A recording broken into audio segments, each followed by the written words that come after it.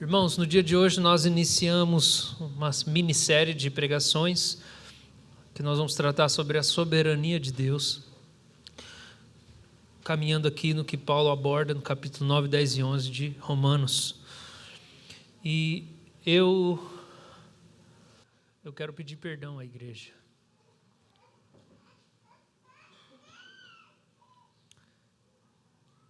Porque eu fiquei muito tempo sem falar sobre a soberania de Deus no nosso púlpito. E me arrependo e peço perdão à igreja, porque essa é uma doutrina que traz benefícios para a alma do crente, diferente dos benefícios de qualquer outra doutrina. Termos uma visão da grandeza de Deus, do tamanho de Deus, faz um bem para nós, muito grande também. E eu quero dizer que talvez você não ouviu isso nos últimos dias, você não me ouviu ensinando ou pregando sobre essa doutrina, mas eu quero dizer que esta doutrina não é para nós e não é pessoalmente para mim apenas mais uma que vem anexar as coisas mais importantes. Para mim, a doutrina da soberania de Deus, e daí ela permeia outras doutrinas como criação, preservação, providência, governo, predestinação. Essa doutrina, ela mantém sanidade do crente, da igreja. Ela mantém a nossa sanidade, ela mantém o nosso coração no lugar certo, ela reorganiza a nossa alma. Então eu quero dizer isso porque talvez a gente tenha no nosso meio hoje irmãos que não estão muito familiarizados com a doutrina, sabe que ela existe porque a igreja presbiteriana carrega essa marca, mas eu quero dizer para você que isso é essencial para nós e para mim. Eu não acredito que toda a igreja vá compreender essa doutrina como ela deve ser entendida antes da volta de Jesus. E também não acredito que toda a igreja vai entender todas as doutrinas adequadamente até a volta de Jesus. E para nós, existe uma resistência humana a falar sobre a soberania de Deus. É difícil para nós. Quando você começa a entrar nos detalhes, é sofrido para nós, porque ela desafia a nossa autonomia humana. Ela desafia o nosso desejo de ter as coisas sob controle. Ela desafia a nossa visão de Deus, e a gente quer poder explicar tudo que Deus faz, a gente quer poder explicar tudo que Deus é, a gente quer poder dar resposta para qualquer pessoa, só que tem coisas sobre Deus que são misteriosas, e nós não temos resposta, e a gente não precisa ter resposta. Aí talvez você pense, pastor, então para que serve uma doutrina se ela deixa a gente com mais pergunta do que resposta? Eu vou dizer para que serve. O objetivo da doutrina, da teologia, número 1, é a adoração. A Escritura foi dada para nós, para nos ensinar a adorar e quem adorar. Não é necessariamente para a gente ter respostas e conseguir explicar tudo para os outros. Isso é uma função secundária da Escritura, uma função instrumental. O que eu estou fazendo aqui com vocês nessa manhã, de abrir a Escritura e explicar, é uma função instrumental da Escritura. Mas o objetivo número 1 dela, para mim mesmo, é para que eu, através dela, adore a Deus. E depois é para que eu possa ensinar outras pessoas. O objetivo número 1 das Escrituras, da doutrina, da teologia, é provocar a adoração. resposta para Deus não entender tudo. E quando eu chego diante da doutrina da eleição, da soberania de Deus ou da predestinação, que é vista por alguns apenas como uma doutrina que a gente evita para não causar briga, se você pensa assim, você não entendeu a doutrina, porque não é briga o resultado primário da doutrina da predestinação. É o fim da vanglória. É humilhação. Nada me humilha mais na minha vida do que me colocar diante da doutrina da eleição e da soberania de Deus. Alguns têm medo de que a doutrina da eleição também nos restrinja do trabalho evangelístico. O apóstolo Paulo não teve esse problema com essa doutrina. George Whitefield, ainda provavelmente o maior evangelista da história da igreja, não tinha problema também com essa doutrina. George Whitefield escreveu que se alguém não entende ou não acredita na doutrina da eleição, não pode ser verdadeiramente humilde, porque ela remove todo o mérito pessoal. Você só foi salvo porque Deus quis, e você não fez nada porque você não poderia fazer nada. William Carey e muitos outros missionários importantes na história da igreja, das missões modernas, subscreviam as doutrinas da graça como são apresentadas na tradição reformada. Então, é sobre isso que nós vamos tratar nos próximos domingos. Mas isso tudo não surge no texto de Romanos, a não ser por uma crise e uma tensão que o apóstolo Paulo apresenta. E eu quero ler com vocês Romanos 9, versículo 1 ao versículo 6, para a gente iniciar. Que o Senhor nos ajude, em nome de Jesus. Digo a verdade em Cristo, não minto. A minha consciência confirma isso por meio do Espírito Santo.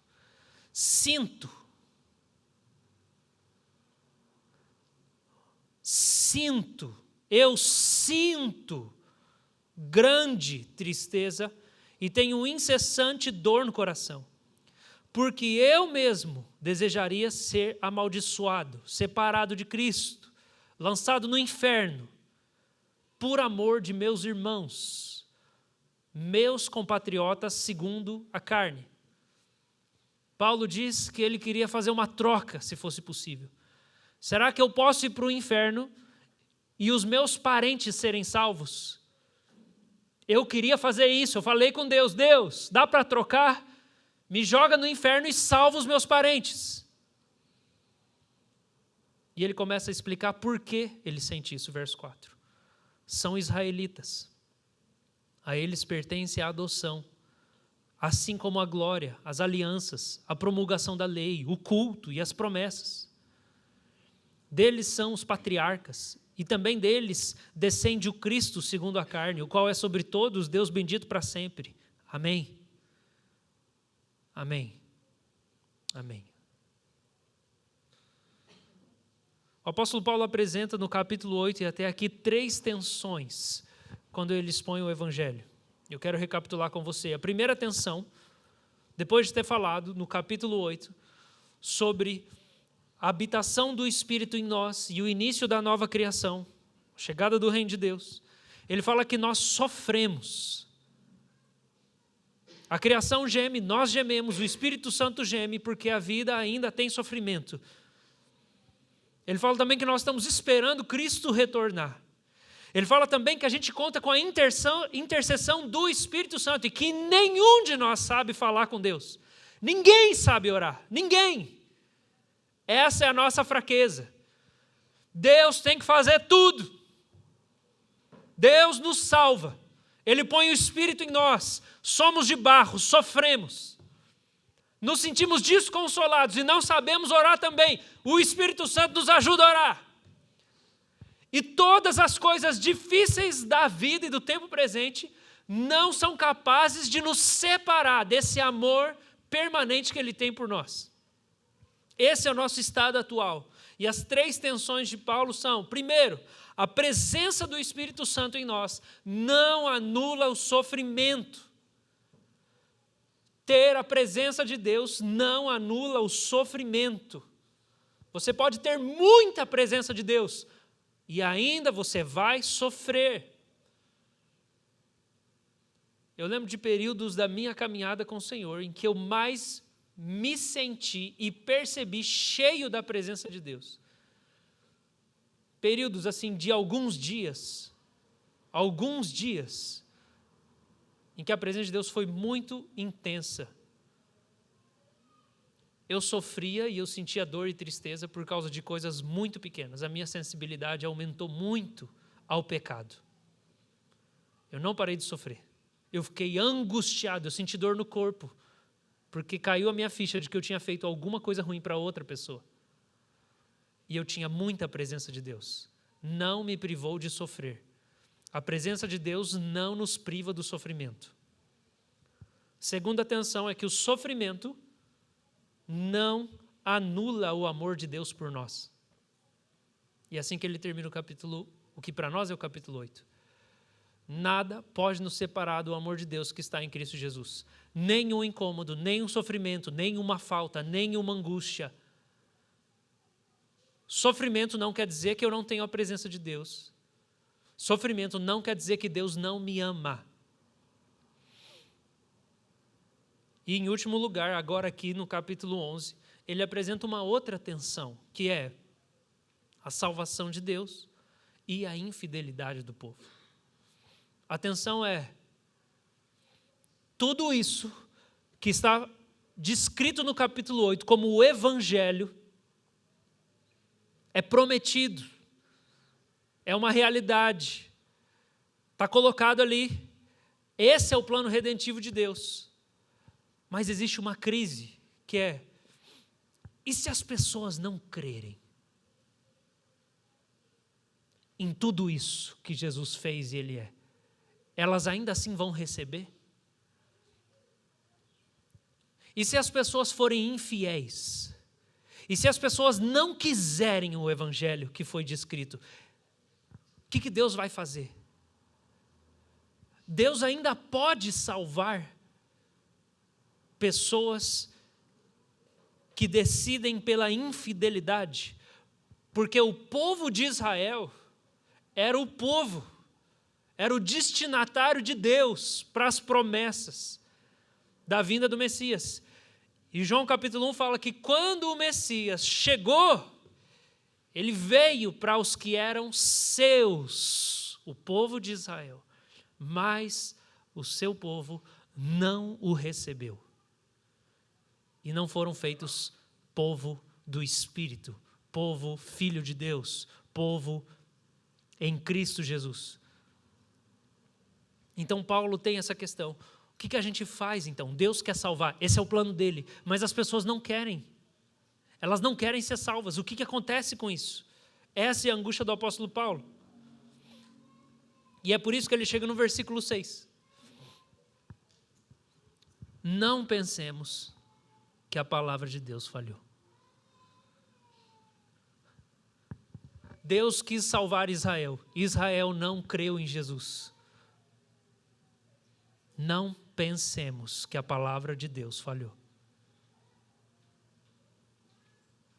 Porque nem todos os de Israel são de fato israelitas. Irmãos, o que o apóstolo Paulo está desenvolvendo aqui é um alto nível de discernimento espiritual. Porque quando ele começa a listar os benefícios do povo hebreu, eu vou explicar aqui para vocês o significado dessas coisas. Ele está dizendo que tudo aquilo que o povo recebeu na antiga aliança da parte de Deus, e são benefícios espirituais, não garantiu a salvação dos hebreus. E ele começa no versículos 4, são israelitas, a eles pertence a adoção. O que é a adoção? Deus vem sobre a nação de Israel e fala, eu vou tratar vocês como meus filhos. E a gente vai ter uma relação especial, eu vou protegê-los, eu vou cuidar de vocês, eu vou sarar vocês, e vocês serão guardados meus. Quando vocês forem para a guerra, ninguém vai vencer vocês, porque eu estou tratando vocês como meus filhos. Quando Deus manda Moisés libertar o povo, o que ele vai dizer para o faraó? Israel é meu filho primogênito. Você não deixou ele sair, eu vou matar os seus filhos primogênitos. Deus trata Israel como filho. E é isso que Paulo está dizendo. Deus teve essa relação de pai, a adoção entre todas as nações da terra. Nenhum outro país tinha esse tratamento de Israel. E Paulo está dizendo, foi isso na história de Israel. Deus deu isso para eles. Segunda coisa que Paulo diz, que Deus deu para Israel, assim como a glória. A glória aqui, gente, é o relato de toda vez que Deus manifestou a presença imanente dele para as pessoas. Seja na nuvem, naquela coluna de nuvem visível, que era a presença de Deus, seja naquela coluna de fogo, ou seja na fumaça que saía. Imagina, gente, a montanha, o Monte Sinai fumegando, trovões saindo do céu, a voz de Deus vindo em direção ao povo, o fogo descendo do céu no Templo de Salomão, a presença da glória enchendo aquele espaço tangível. O texto fala que não podia entrar nem sair. A presença de Deus era palpável, estava no ar assim, comprimindo as pessoas. Ele revelou a glória dele, ele mostrou da majestade dele. Paulo está dizendo, o povo de Israel viu essas coisas, mas ainda assim eles não se converteram. As alianças, todos os pactos de cuidado e salvação, de promessa que Deus fez no decorrer da história de Israel, de Adão até Davi. Primeiro ao último livro da Bíblia, as alianças que são relatadas e relembradas. Deus fez aliança. Aliança é compromisso, né? Sou casado com a Maria Eugênia, eu fiz uma aliança com ela. Significa que eu tenho um compromisso com ela, eu não vou deixá-la. Foi para Israel que Deus fez aliança. Ele falou, não vou deixar vocês. E eles conheceram um Deus assim, como um Deus que tem um compromisso. O apóstolo Paulo fala também que eles receberam a promulgação da lei. Já falei aqui em outro momento, acho que faz algumas semanas. Não há mais a existência de tribos e etnias na sua cultura, na sua religião, da antiguidade, a não ser Israel. Não sobreviveu. Filisteu, cadê Filisteu? Não tem, não sobrou. Pega todos os povos da antiguidade que você vê na Escritura, não sobrou ninguém. Só sobrou o registro do que é a cultura, do que é a religião do povo hebreu. E o motivo disso é porque somente Israel, somente os judeus tinham isso organizado, sistematizado em forma de lei, de escrito. Como a gente come, como a gente conta os dias, como a gente trata as pessoas da família, ética sexual, isso pode, isso não pode, como a gente cultua Deus, isso foi registrado, a lei foi promulgada e dada. E, gente, isso foi de papel social e de sobrevivência para Israel. Deus deu isso para eles, dentre todas as nações da terra, para um país, esse aqui. Eles receberam a lei, a ética de Deus, o jeito de viver adequado. Eles receberam também o culto e as promessas. Deles é o culto e as promessas.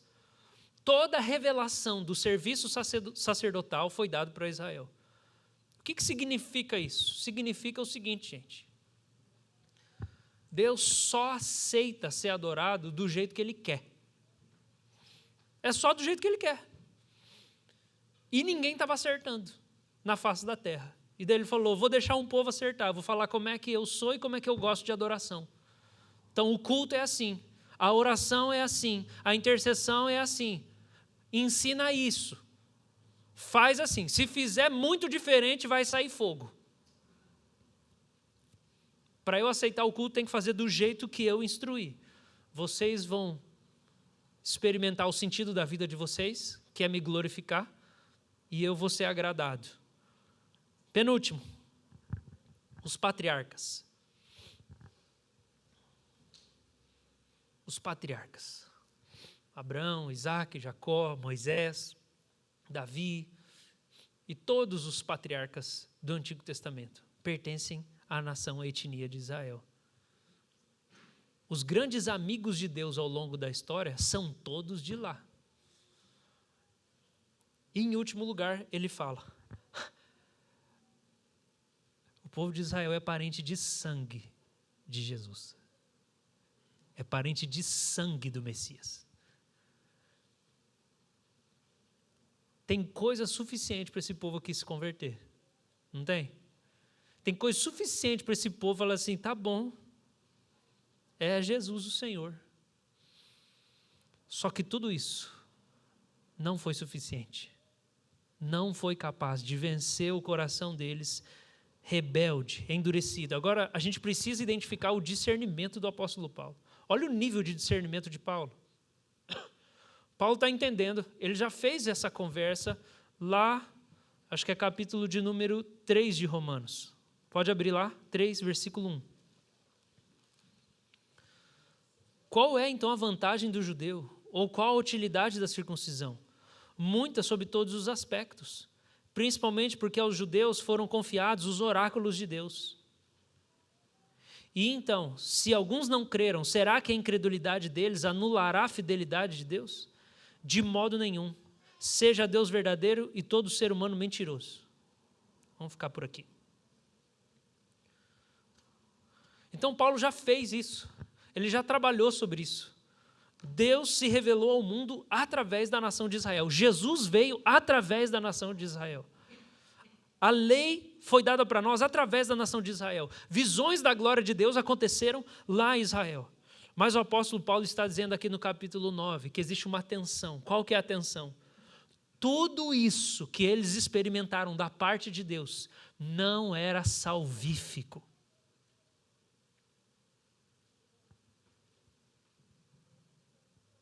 Ver a glória de Deus não salva. Ler a Bíblia e conhecer a Bíblia não salva. Ser sobrinho de Elias, ser primo de Moisés, não salva. Ser parente de sangue de Jesus, não salva. E Paulo, então, entra na crise para falar sobre a doutrina da predestinação. Versículo de número 7. Nem por serem descendentes de Abraão são todos filhos de Deus.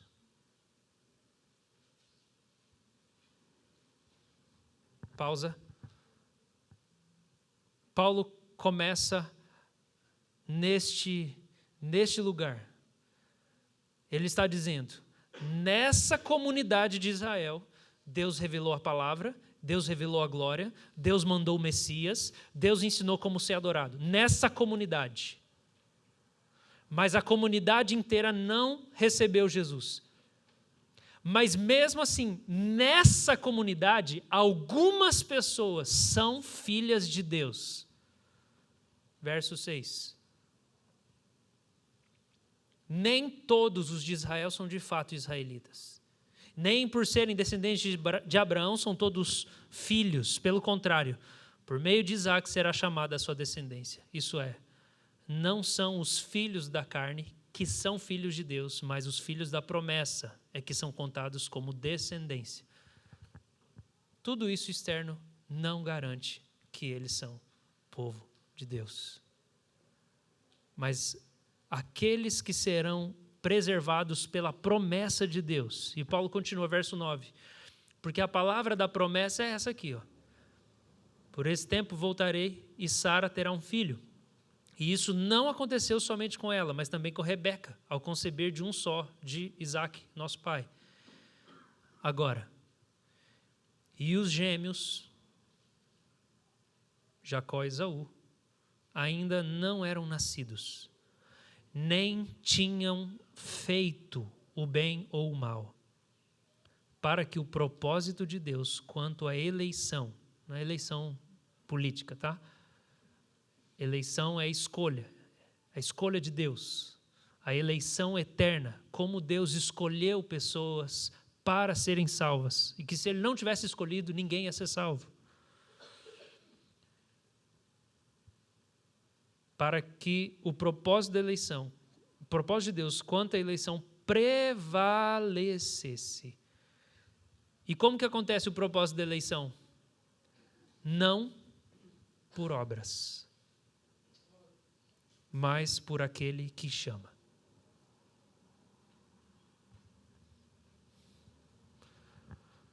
Nada do que aconteceu com Israel. Gente, o que a gente estuda na história do Brasil na escola? Qual que é o documento que a gente lê lá? É uma carta, né? Quem que mandou aquela carta mais famosa lá falando do Brasil? É o Pedro ou é o outro? É o Pedro Vaz de Caminha, isso mesmo.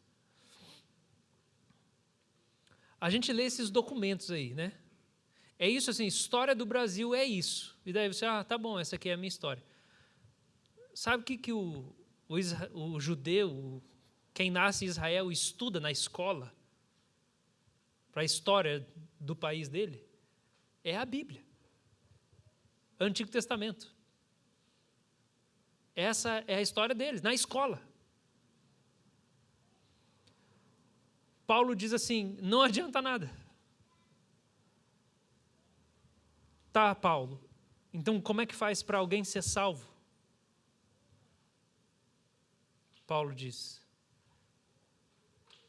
não por obras humanas, mas por aquele que chama. Não dá para fazer nada. Você não pode fazer nada para ser salvo. Nenhuma ação sua pode tornar você salvo.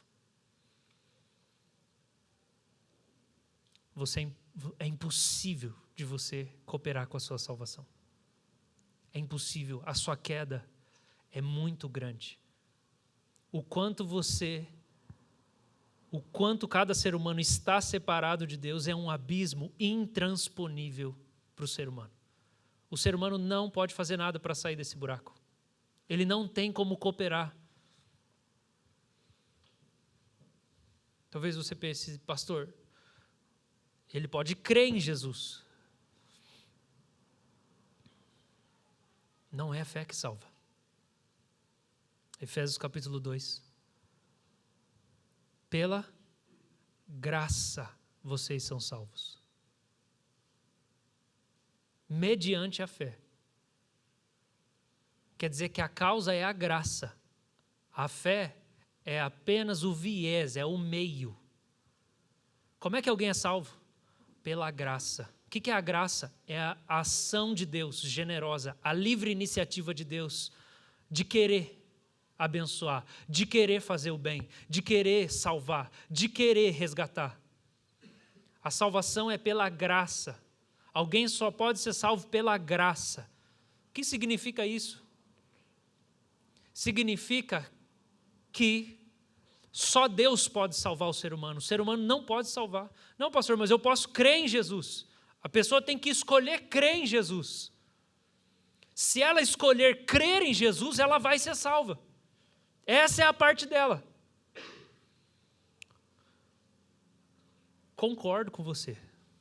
Se ela crer em Jesus, ela vai ser salva. Quem que quer crer em Jesus? Me mostre aqui na Bíblia. Romanos capítulo 3, vai comigo, versículo de número 10. Versículo 9 e 10, agora falando do judeu. Ele termina falando do judeu. O que se conclui, verso 9? Temos nós alguma vantagem como judeus? Não, de forma nenhuma. Pois já temos demonstrado que todos, tanto judeus como gregos, estão debaixo do pecado. O que significa estar debaixo do pecado? Versículo 10. Não há justo, nenhum sequer.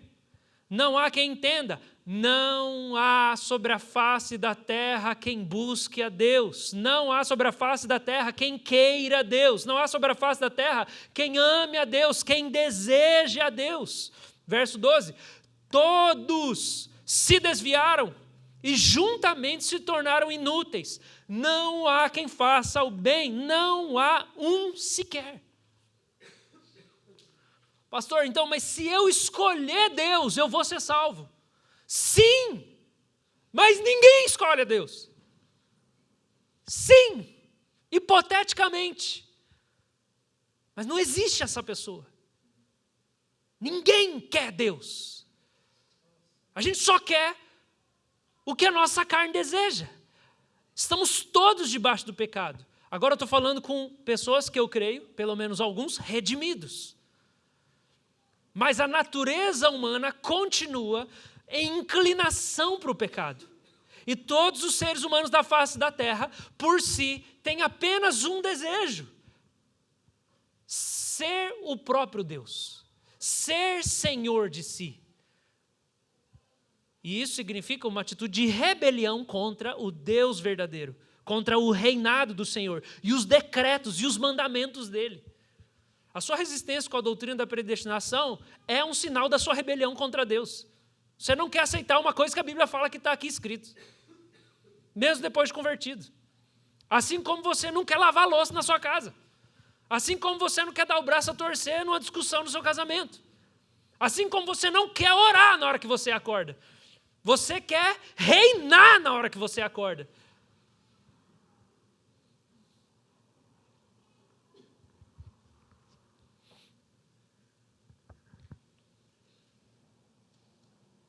Se a gente não resgatar uma noção da doutrina da queda, a gente não vai ter sanidade mental. Fica afirmando que você é maravilhoso, faz um monte de coisa lá, que está todo mundo falando para você fazer. Sanidade mental vem com a verdade. E a verdade é: não há nenhum desejo bom em mim, de mim mesmo. Não há nada bom em mim. Esse é o ponto de partida.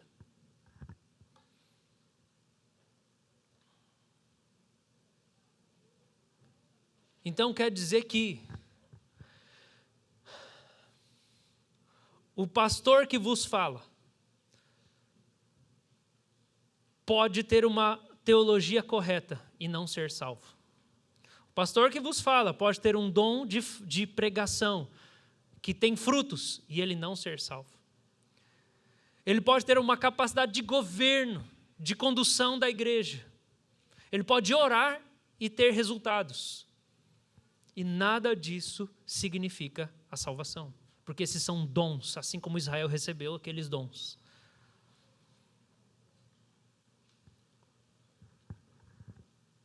Como que faz então, pastor, para ser salvo?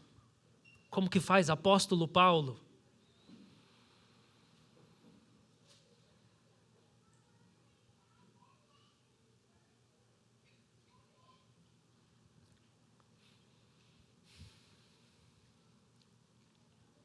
A salvação é um ato de Deus. Só Deus pode salvar.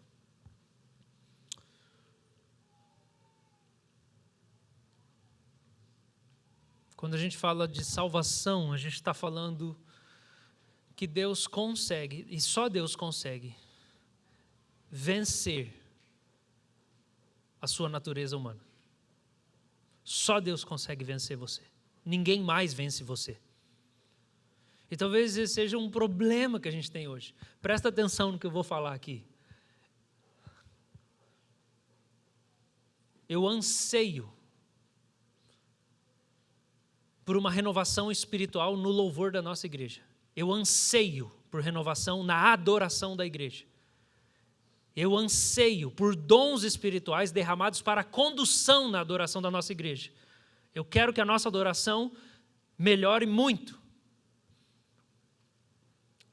Mas o que nós precisamos para isso não é de mais bateristas e de mais músicos.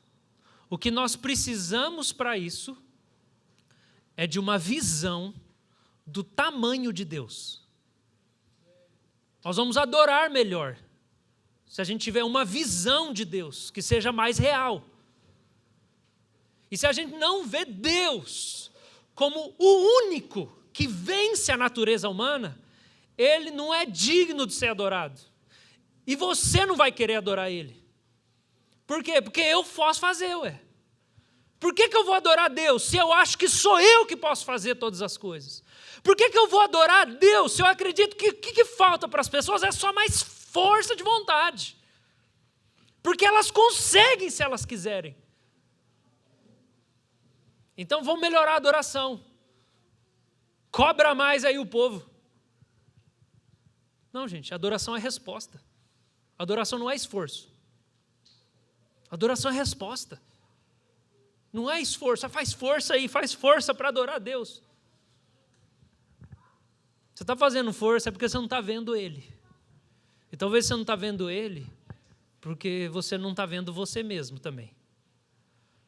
Agora, quando você entende pela palavra de Deus que você não tem nada de bom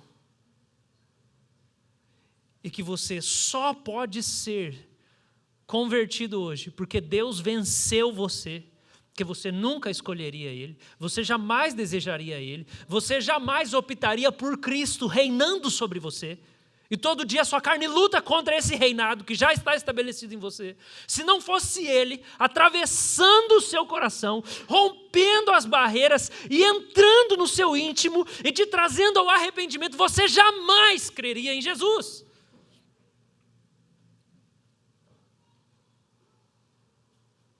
Isso evoca adoração. Isso me coloca de joelhos. Isso me chama para exaltar o Senhor.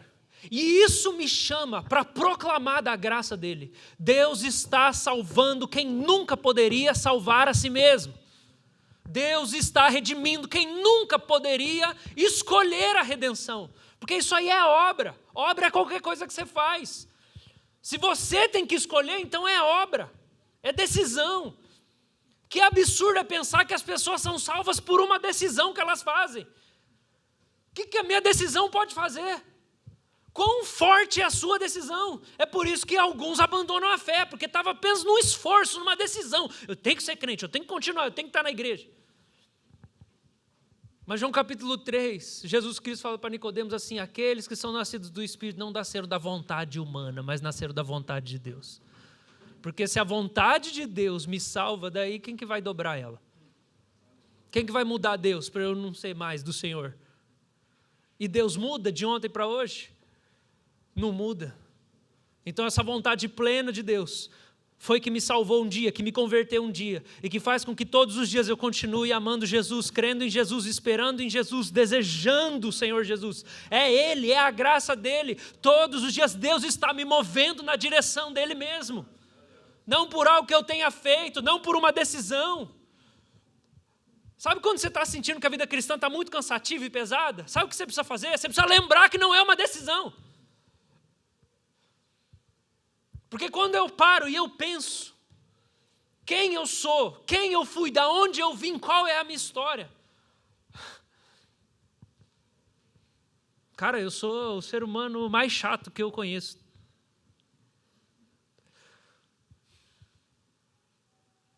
Eu penso às vezes, por que a minha esposa está comigo? Eu só não entro em depressão e não corto minhas mãos fora, porque eu também sei que o Senhor me deseja pela graça dEle e Ele me ama. Eu falei, cara, por que essa mulher está comigo? Ela é muito melhor que eu em tudo. Eu olho para as minhas filhas, Deus, por quê? Eu sou tão abençoado. Não sem sofrimento, minha vida é igual à sua. Tem dia que eu não quero levantar da cama. Tem dia que eu passo o dia fazendo uma oração, que é: Deus, me dá vontade de viver.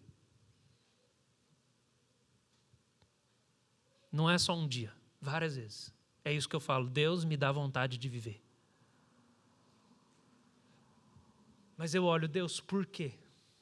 Porque se não é pelo esforço, se não é pela decisão, se não é por ter praticado bem ou mal, porque antes de nascer já fui separado para isso, como Jacó e Esaú, a pergunta em seguida é: por que Deus?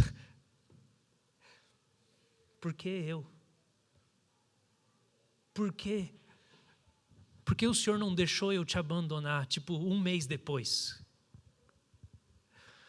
Por que o Senhor não deixou eu te esquecer, tipo, 5 anos atrás? Por que o Senhor não deixou eu ficar desviado quando eu tentei te esquecer e te abandonar? E o Senhor não deixou eu ficar lá? Por Por que eu, Deus? Por que o Senhor está insistindo tanto comigo, se não tem nada de bom em mim? Se eu não tenho nada para atrair o Senhor? Os meus atos de justiça são trapos de imundícia, Senhor. Por que o Senhor está me mantendo crendo ainda? Porque eu ainda acredito em Jesus. Porque eu recebi uma vocação da parte do Senhor. Porque eu vejo a bondade do Senhor na terra dos viventes.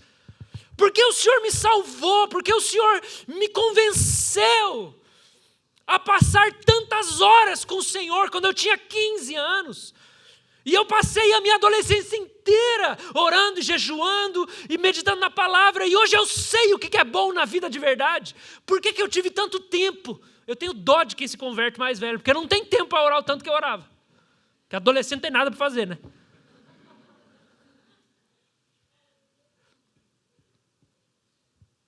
Agora, o tanto de adolescente que descobriu o que eu descobri também não é muito grande. E eu sei, não fui eu. Não fui eu. Por que o Senhor me deu tudo isso? Por quê? Por quê? Por que eu, Deus? Tinha outros. Às vezes a gente olha para umas pessoas e fala assim, nossa, se esse cara aqui convertesse, Deus, ele ia ser, pá! Deus fala, não, eu escolhi as coisas fracas. Que não são nada, nada, nada. É por isso que não dá para ser humilde sem entender a doutrina da eleição. Não dá. E isso evoca a adoração. Eu preciso adorar. Eu preciso adorar.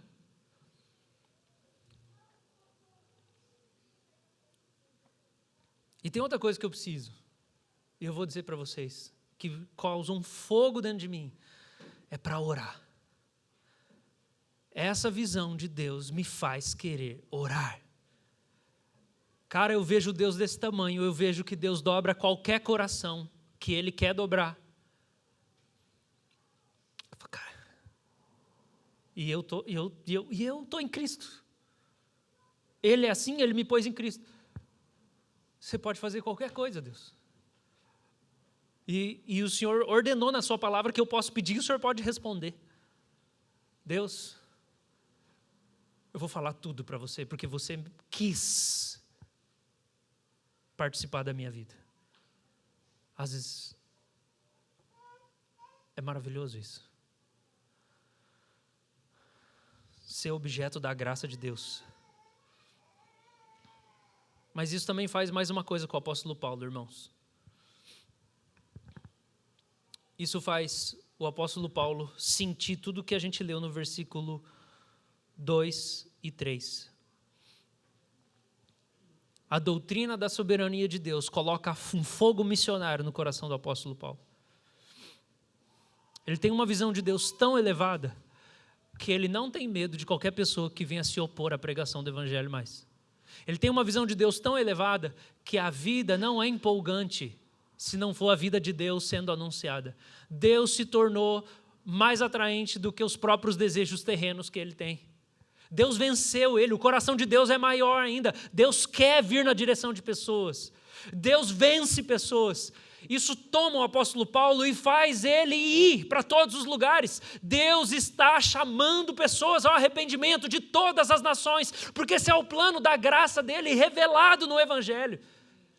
Paulo se compromete com isso, por quê? Porque ele foi humilhado.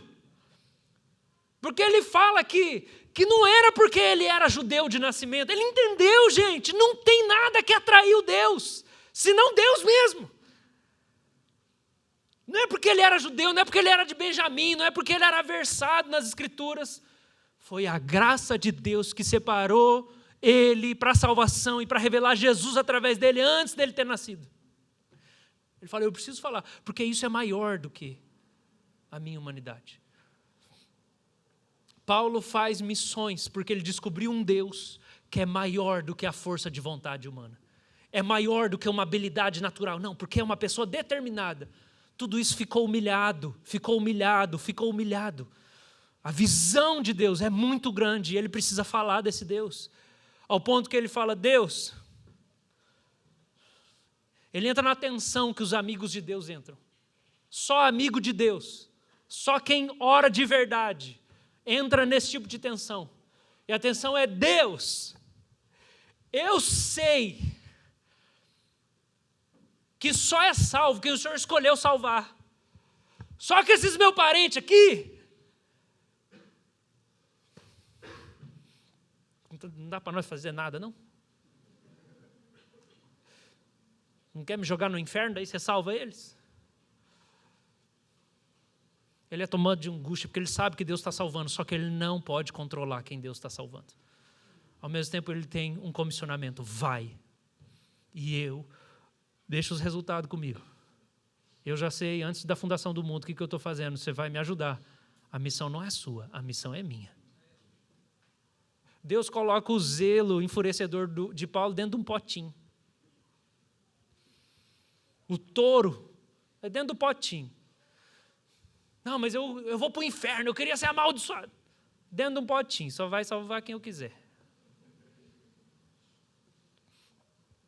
Ao mesmo tempo, o John Stott comenta que essa descrição de grande tristeza, incessante dor no coração, é uma fagulha do fogo do amor substitutivo de Cristo. Paulo está sentindo o que Jesus sentiu, que fez ele para a cruz. Jesus foi para a cruz por compaixão. Jesus quis salvar, redimir, perdoar, resgatar aqueles que o Pai deu para ele. João capítulo 17. Daqueles que o Pai me deu, nenhum será lançado fora. Jesus quis ir para a cruz, movido de fogo, de compaixão. Paulo teve uma fagulha desse amor agora. Falou assim: eu quero tomar o lugar deles. Eu quero fazer o que Cristo fez. Me manda para o inferno e salva eles. Irmãos, esse deve ser o nosso coração quando a gente vê um Deus tão grande, que faz tanto por nós. O zelo missionário precisa ser uma resposta à soberania de Deus. A gente precisa sentir a doutrina.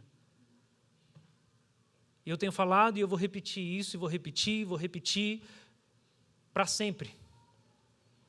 Se a gente quer uma renovação do Espírito Santo, se a gente quer ver o poder de Deus operando na vida da igreja, e a gente quer acabar com essa dicotomia maldita, amaldiçoada, ou é a igreja da palavra, ou é a igreja do poder, que daí você tem que andar tampando o ouvido, porque nada que fala na igreja presta.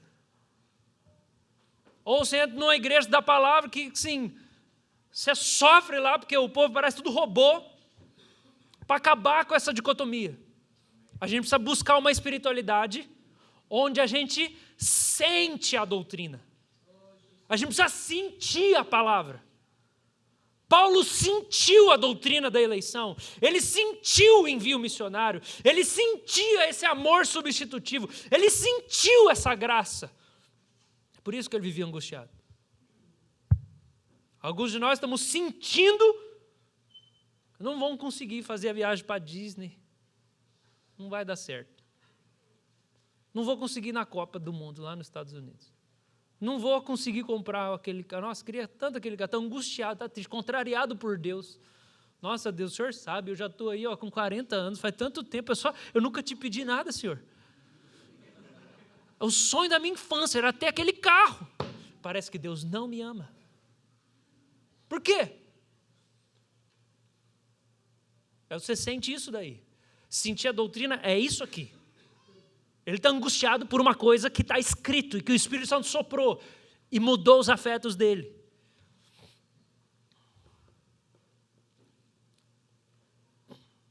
Francis Schaeffer escreveu: a ortodoxia bíblica sem compaixão é com certeza a coisa mais feia do mundo.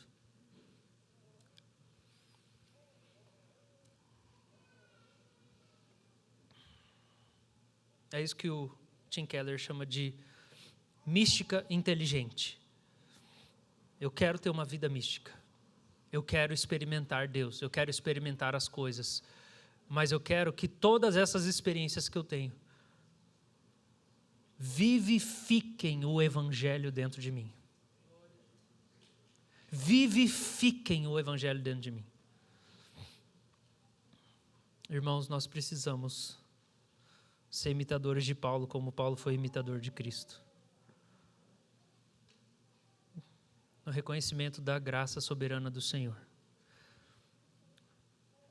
no zelo missionário, na compaixão. Ó, irmãos, nós precisamos ser dobrados por Deus e só Ele pode dobrar. Desista de você e se entregue nas mãos do Senhor. Seja humilde, seja verdadeiro, se jogue, fala, Deus, eu não posso lidar comigo. Toma aí, ó. Cai na graça do Senhor. Cai na graça do Senhor. Deus, nessa manhã eu quero pedir ao Senhor a renovação da vida evangélica aqui no meio da sua igreja. Renova o evangelho na vida da igreja hoje. Renova o mesmo fundamento do evangelho hoje aqui. Eu peço, sopra o sopro do teu Espírito Santo aqui no meio da igreja nessa manhã.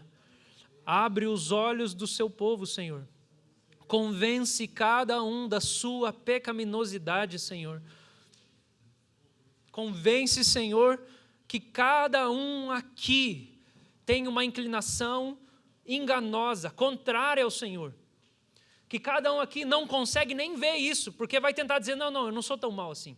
Isso é o próprio pecado, é a própria maldade. Convence do pecado, Espírito Santo. Convence do pecado, Espírito Santo. Por favor, convence da pecaminosidade, Espírito Santo.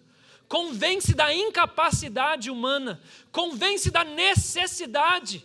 Todos nós somos infinitamente necessitados da condução de Deus em tudo. O tempo inteiro precisamos que Deus nos pegue pela mão. O tempo inteiro precisamos ser guiados, conduzidos, orientados, aconselhados sob as vistas do Altíssimo. Convence, Senhor, quebra o orgulho, quebra a autoconfiança, Senhor, na igreja. Humilha o seu povo outra vez, Senhor.